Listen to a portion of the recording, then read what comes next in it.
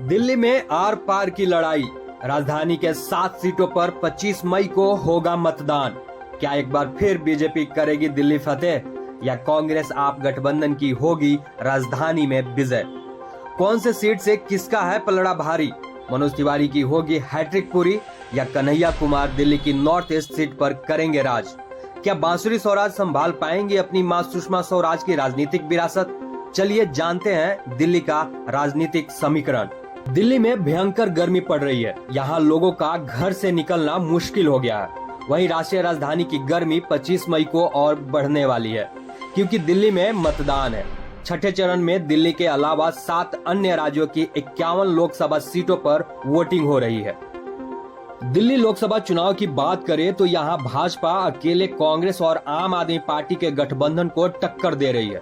कांग्रेस यहाँ 3 सीटों पर चांदनी चौक, उत्तर पूर्वी दिल्ली और उत्तर पश्चिमी दिल्ली से चुनावी मैदान में है। आप नई दिल्ली, दक्षिणी दिल्ली, पश्चिमी दिल्ली और पूर्वी दिल्ली में चुनाव लड़ रही है। राजधानी की दिल्ली नॉर्थ ईस्ट सीट बहुत चर्चा में है। यहाँ 2 बिहारियों में लड़ाई है। नॉर्थ ईस्ट बिहारियों का गढ़ माना जाता है। पिछले 2014 और 2019 के चुनाव में इस सीट पर बीजेपी के मनोज तिवारी को जीत मिली थी।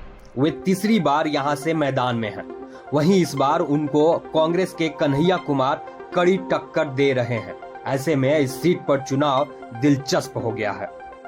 दिल्ली की चांदनी चौक सीट एक बार फिर भाजपा जीतने की तैयारी में है। 2014 और 2019 में बीजेपी ने हर्षवर्धन को टिकट दिया था, जो जीत हासिल करने में सफल रहे थे। हालांकि इस बार बीजेपी ने हर्षवर्धन की जगह परवीन खंडेलवाल को मैदान में उतारा है। वहीं कांग्रेस से जेपी अग्रवाल मैदान में है। बीजेपी को साउथ दिल्ली से पिछले दोनों चुनाव में रमेश बिधुड़ी ने जीत दिलाई थी। इस बार रामवीर सिंह बिधुड़ी को बीजेपी ने टिकट दिया है, जबकि उनके सामने आम आदमी पार्टी के सही राम पहलवान है। भाजपा ने इस बार लगातार 2 बार जीत दर्ज करने वाले नेताओं का भी टिकट बदला है। नई दिल्ली सीट से पिछले दोनों चुनाव में मीनाक्षी लेखी ने कमल खिलाया था, लेकिन पार्टी ने उनका टिकट काट दिया। इस बार सुषमा स्वराज की बेटी बांसुरी स्वराज को टिकट दिया गया है। इस सीट पर बांसुरी और आम आदमी पार्टी के सोमनाथ भारती के बीच कड़ी टक्कर है। पूर्व क्रिकेटर गौतम गंभीर भाजपा के टिकट से ईस्ट दिल्ली से 2019 में सांसद बने थे। हालांकि इस बार उनका टिकट कट गया है।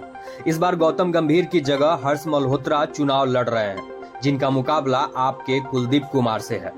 नॉर्थ वेस्ट दिल्ली सीट से हंसराज हंस मौजूदा सांसद हैं, लेकिन बीजेपी ने इस बार योगेंद्र चंदोलिया को टिकट दिया है। पिछले दोनों चुनाव में ये सीट बीजेपी के खाते में रही। 2014 में उदित राज ने बीजेपी को यहां से जीत दिलाई थी।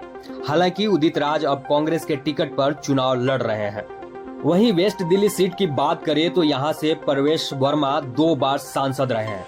उन्होंने पिछले दोनों चुनाव में यहां बीजेपी को जीत दिलाई है। हालांकि बीजेपी इस बार कमलजीत सहरावत को मैदान में उतारा है। उनका टक्कर आम आदमी पार्टी के महाबल मिश्रा से है।